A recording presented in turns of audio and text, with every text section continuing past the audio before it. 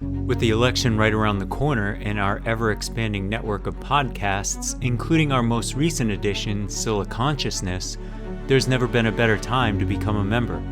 In addition to no ads, members receive bonus content for virtually all of our shows, an invitation to join the DSR Slack community, access to our Discord community, and enhanced show notes for select shows. Our goal is to make the DSR Network membership accessible to everyone, so for the month of May, enjoy 60% off the normal monthly or annual price for the first month or first year. Visit thedsrnetwork.com/buy and enter code MAYDAY, one word, at checkout. That's thedsrnetwork.com/buy and code MAYDAY. Thank you very much for your support.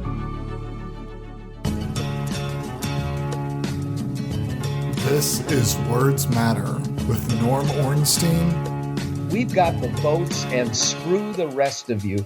And Dr. Kavita Patel. These might be some of the smaller moments, with all the bombshells. Didn't catch people's eyes.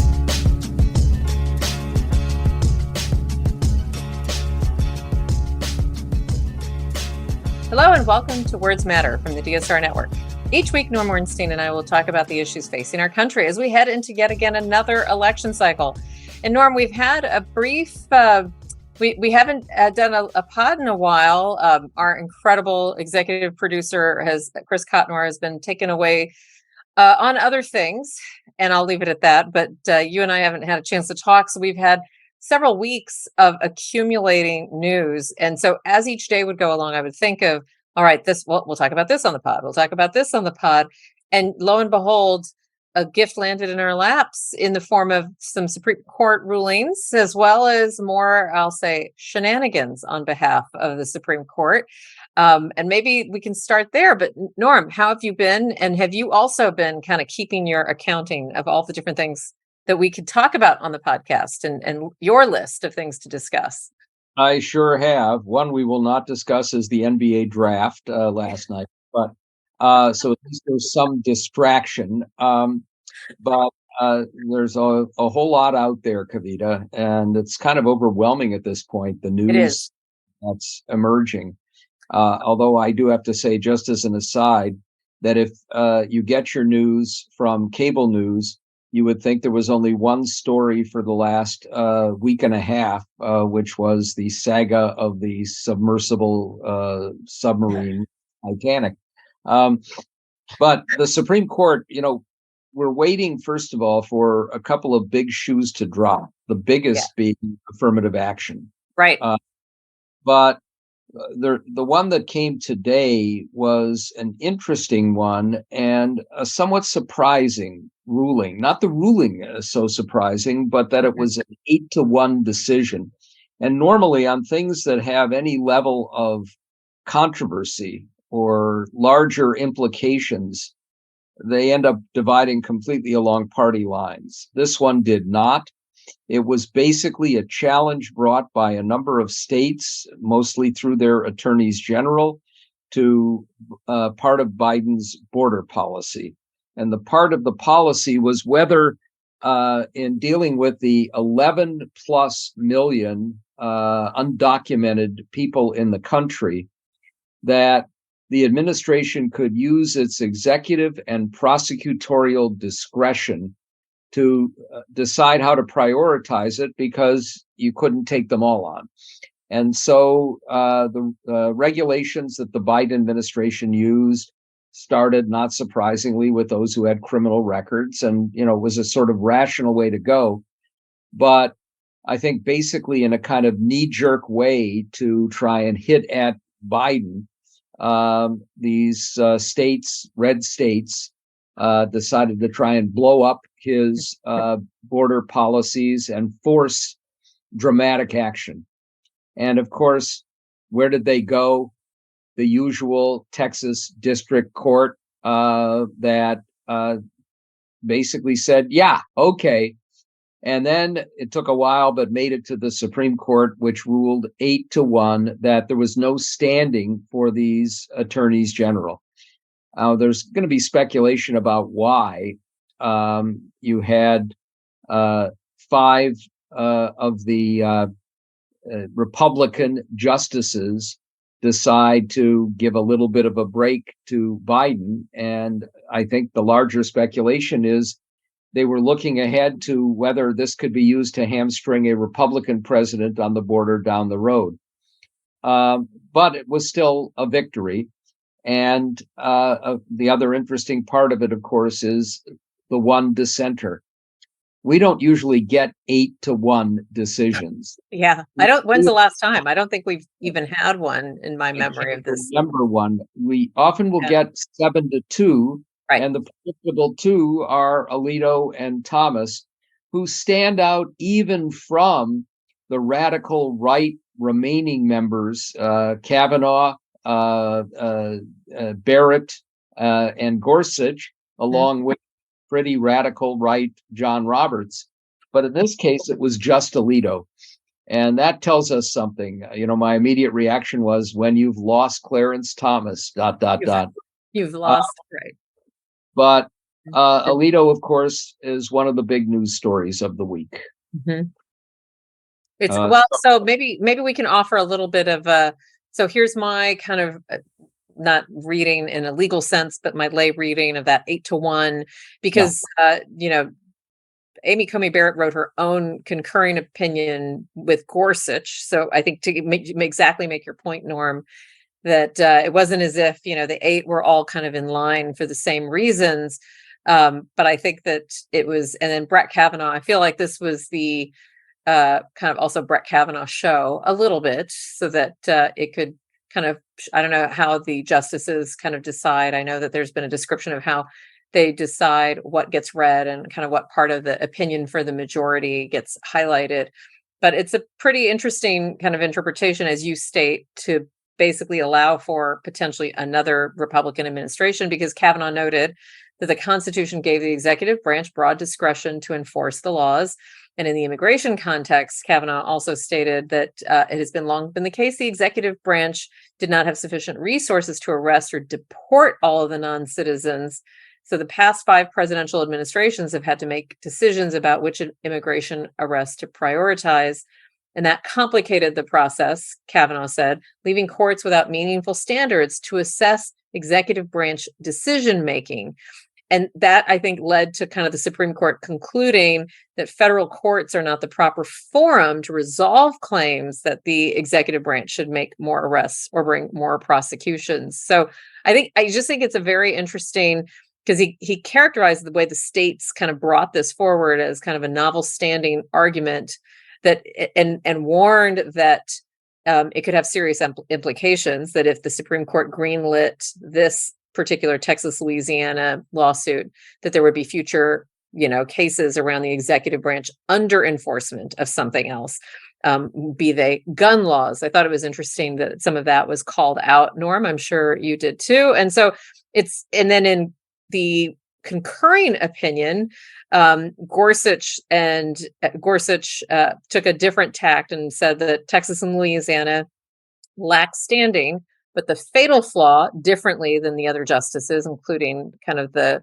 more liberal-leaning justices, that the fatal flaw was that they would not benefit from a ruling in their favor. And then we can get to Alito, because Alito then took stab at Kavanaugh's conception of presidential authority, and kind of went back to naming some of the powers from the 17th century.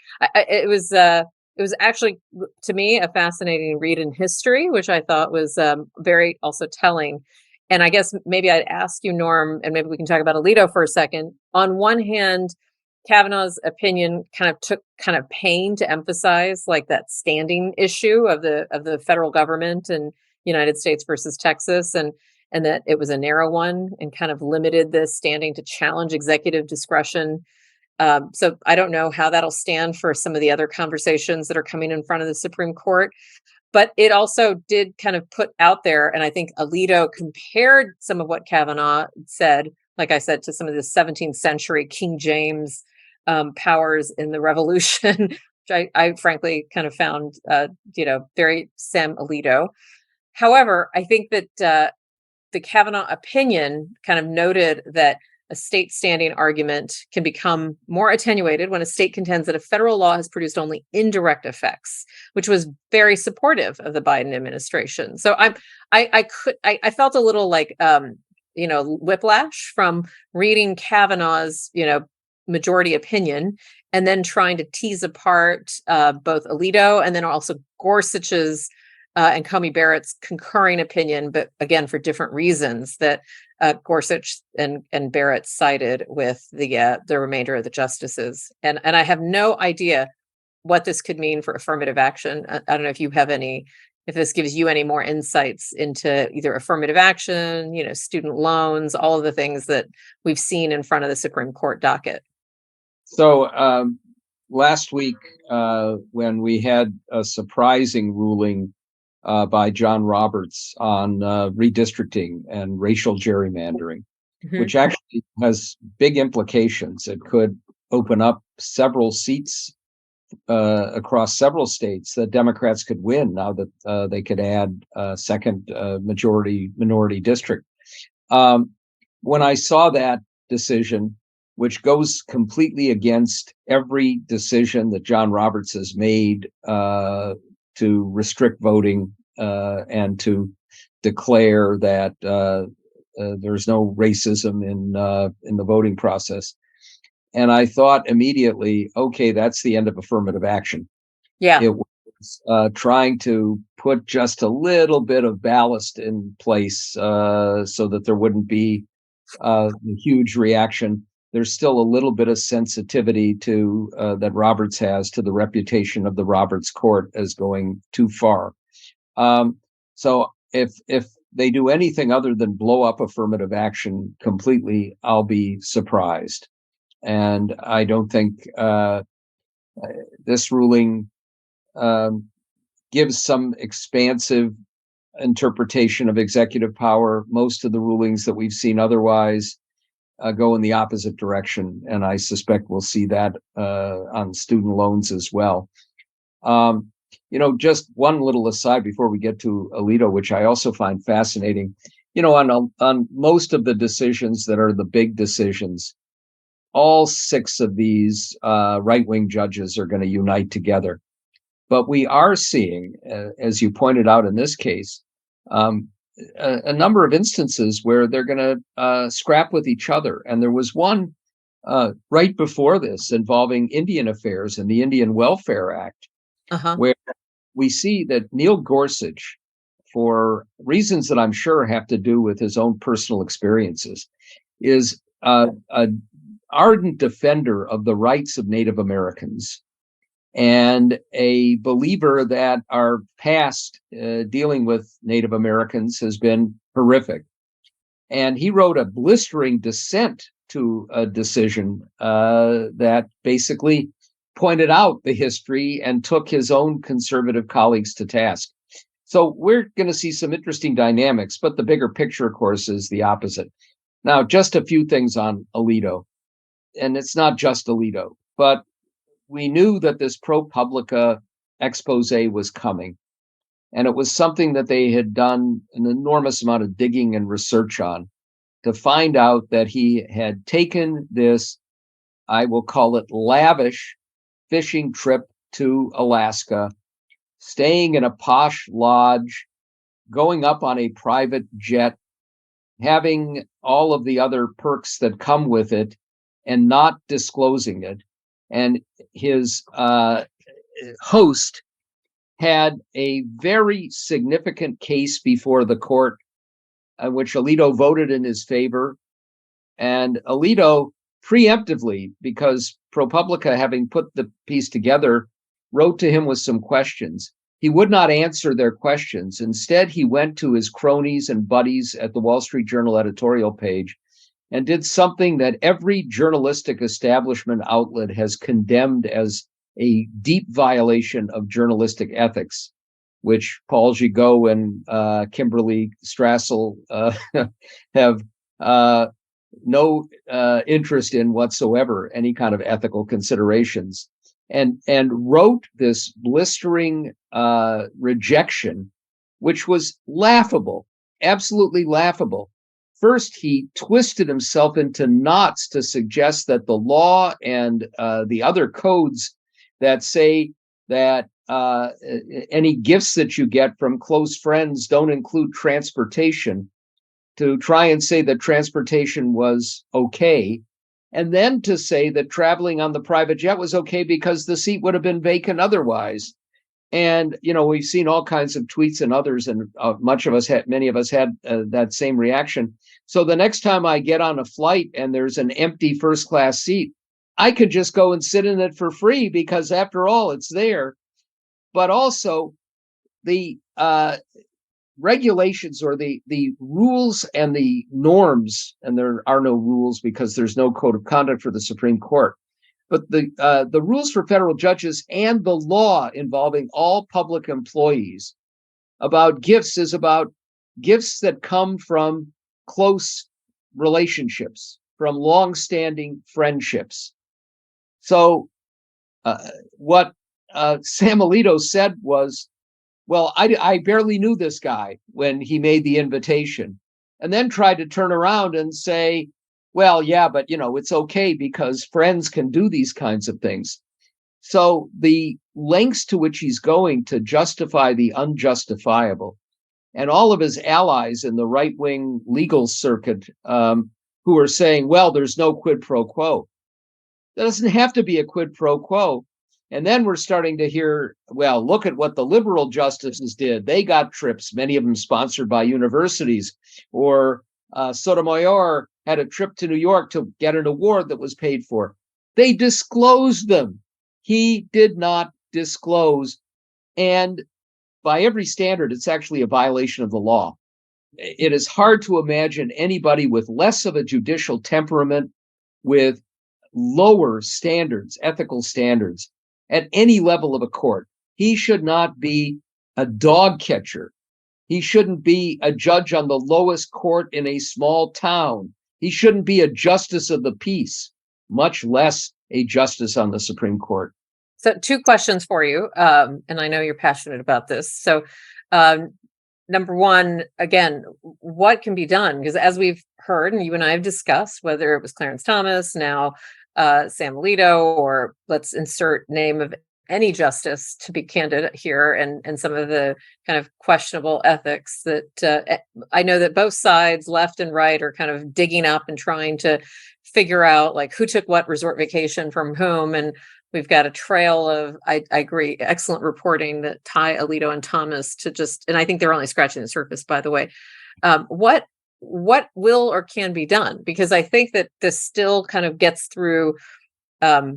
I think you had John Roberts on the record making the comment that, the Supreme Court can do more to kind of adhere to, higher ethical conduct.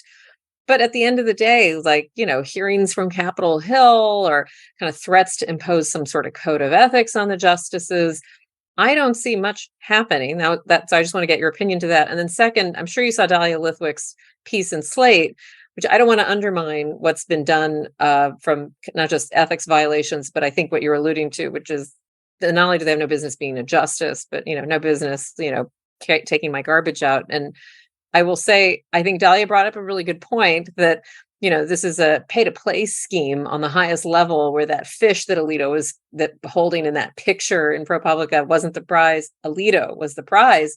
And I think I would agree with that and wonder, so what are the repercussions of that, and how much of that is really going on even beyond the Supreme Court? If you think about district courts, federal courts, entire judicial system.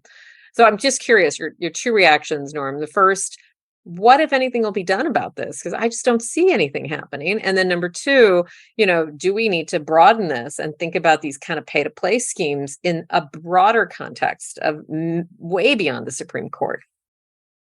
First, Dahlia is, as always, on point, and you're absolutely right.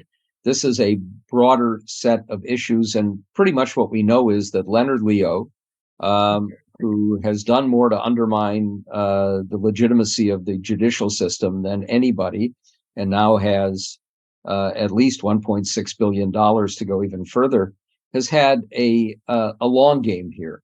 And the long game is to hook justices up with billionaires Mhm. give them all kinds of privileges and perks, bring them together with people who will reinforce their views and basically, you know, put them in a very difficult position if they try to do anything otherwise.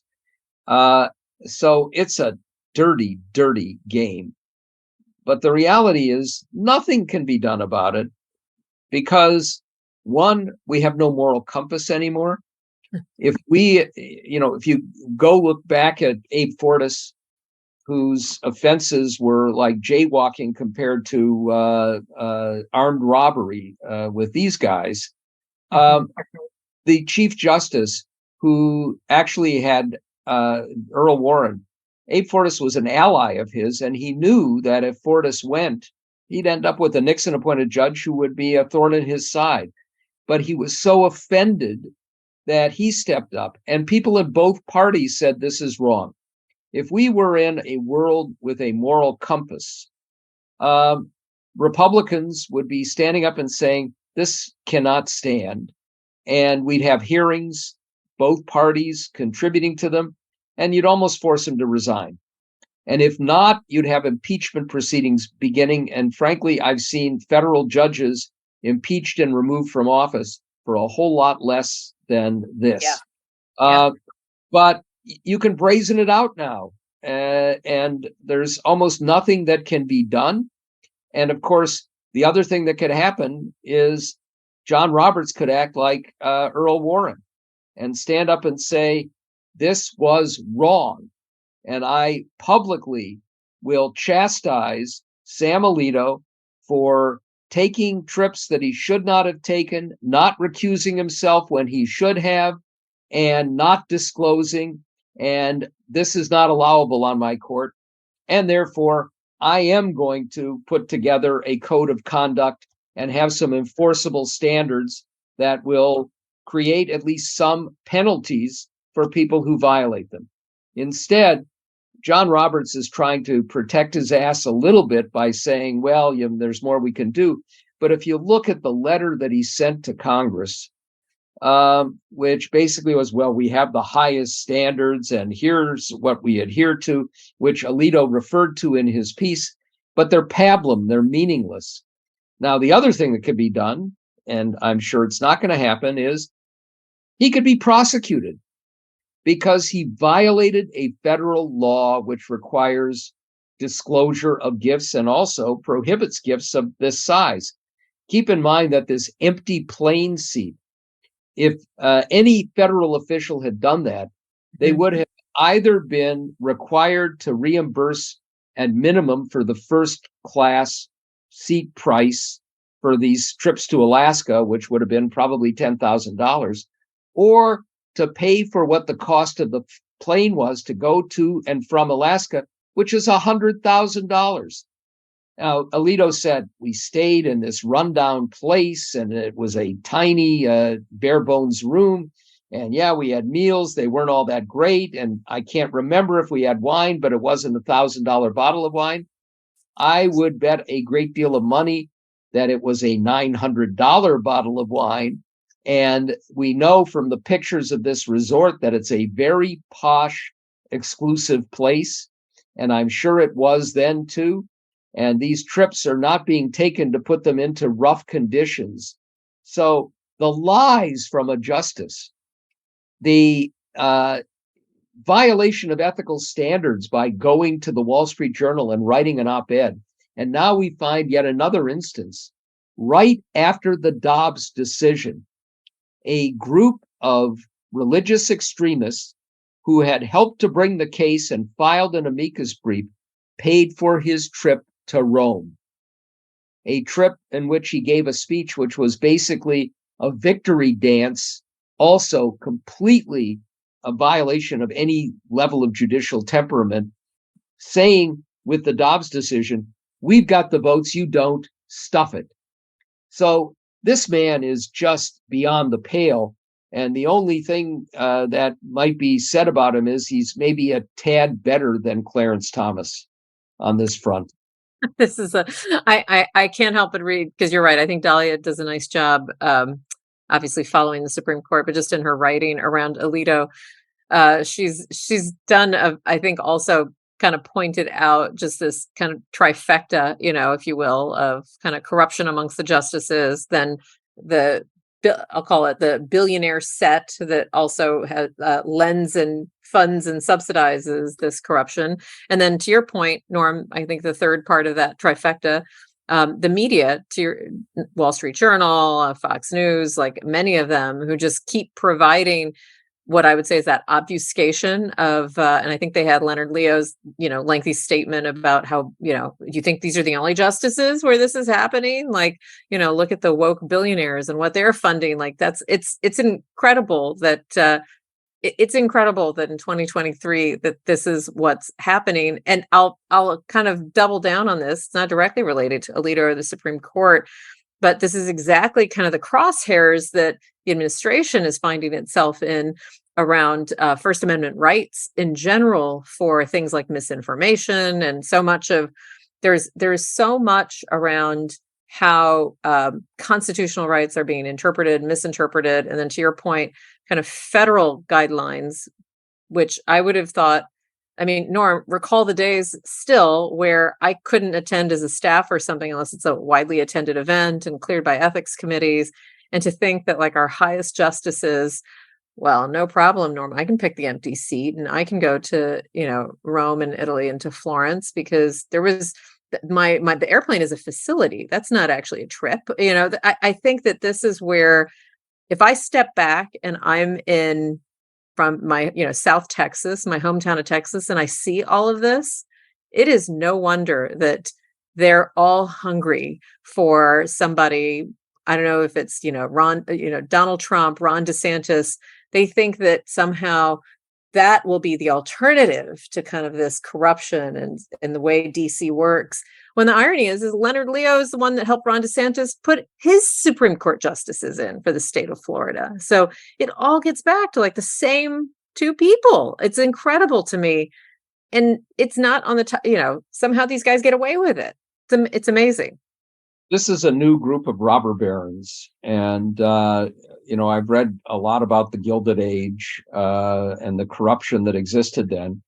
And there was a backlash to that Teddy Roosevelt led that brought us some of the good government reforms that we had at the turn of the 20th century. I don't see us coming back from that at any time in the near future. No. And there are many more billionaires and many more willing to use their money and their clout to maintain their role and their power. I'll just tell again one small story. I had a very dear friend who was the chief judge of the Second Circuit in New York named Bob Katzman. Just a terrific person who tragically died of pancreatic cancer a bit more than a year ago. And he'd been a friend for 30 years. I went up to New York and I took him to lunch at a little cafe.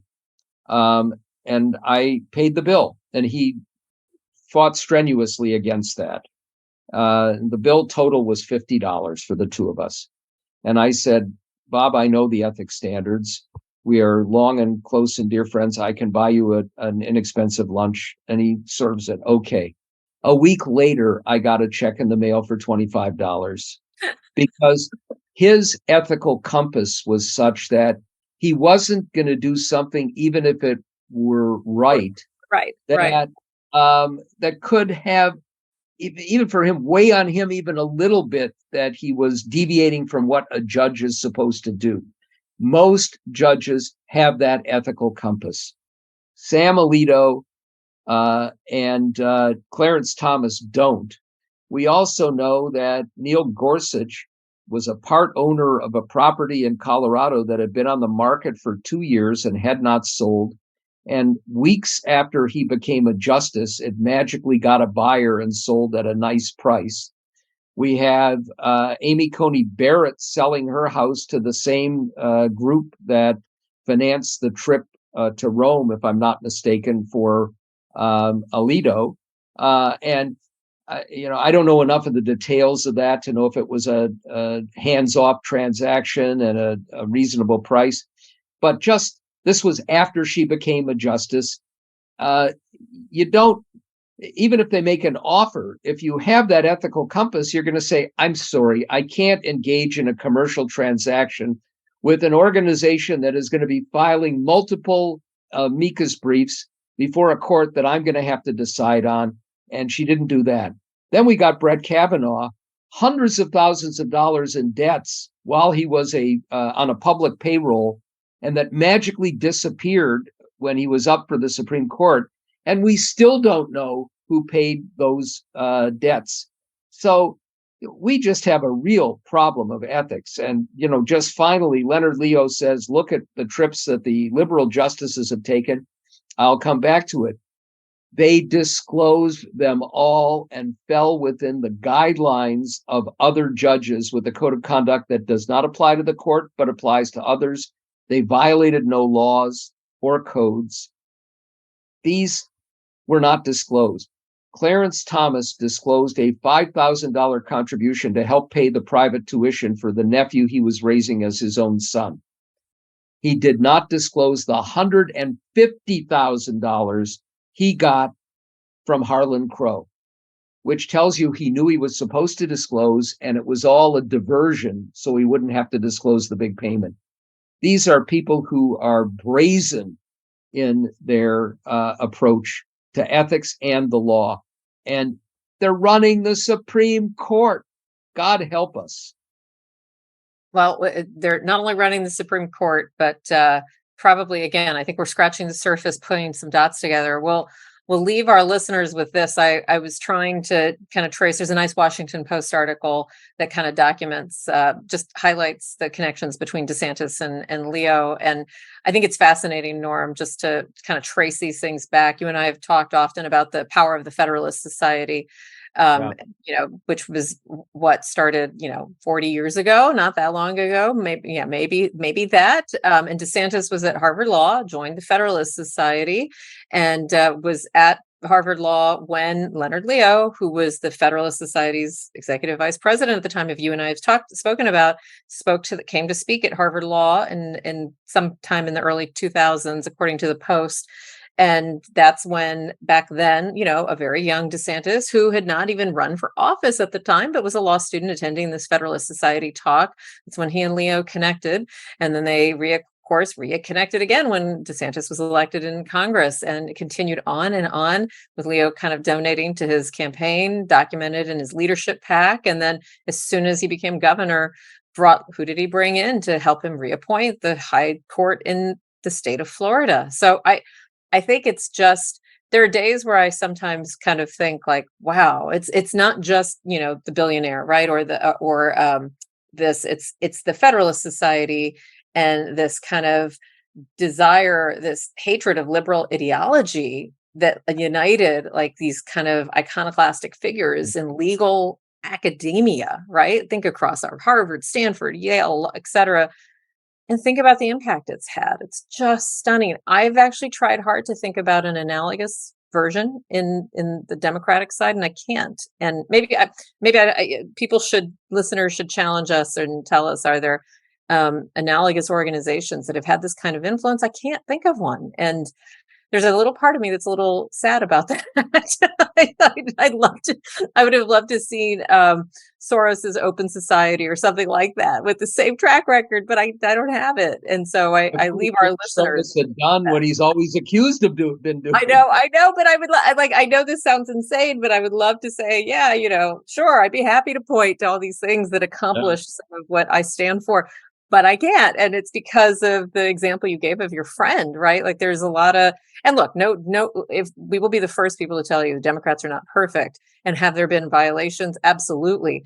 Have there been exactly what you described, and it's not about the dollars and where they went. It's what you said about Thomas, like knowingly and you being utilized. And then kind of what Dahlia wrote, I think very succinctly in Slate, that this is a pay to play scheme with the justices as the prize, and this is exactly what we're watching. So on that note, I want to thank our listeners, hope and share this with your friends, let it start a dialogue. Please challenge us if you can think of other examples, no matter what the ideology is, of groups like the Federalist Society that have had this degree of outright concentrated influence in so many sectors of our day-to-day lives. And hopefully this will help you get more than just voting out the door, but getting some support for many of the initiatives that and the media, like the ProPublica efforts to put some sunlight onto this. And thank you, Norm, and thanks to our incredible